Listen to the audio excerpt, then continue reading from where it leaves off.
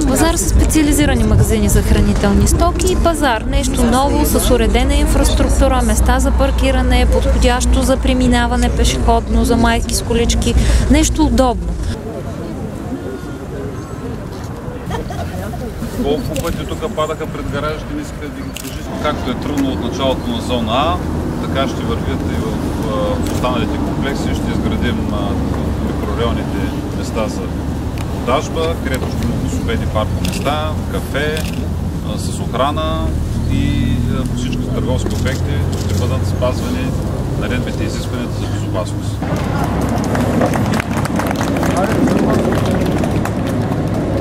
Допреди известно минало хората от комплекса бяха силно неглижирани в сравнение с останалите.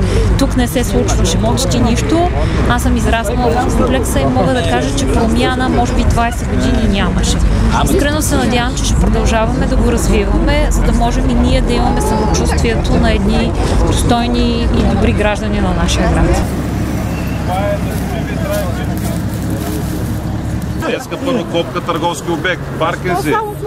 Отиваме да правим поликлиника, болница, нови детски площадки. В момента сме разкопали целият комплекс, сменяме водопроводите и канализацията. Оня ден Министерството на екологията ми се обадиха, че сме спечелили проекта за разширяването на новата пречиствателна станция заради развитието, бурното развитие на комплекса. В момента търси пари да осигурява за изграждането на хубав плувен басейн целогодишен. Благодаря ви.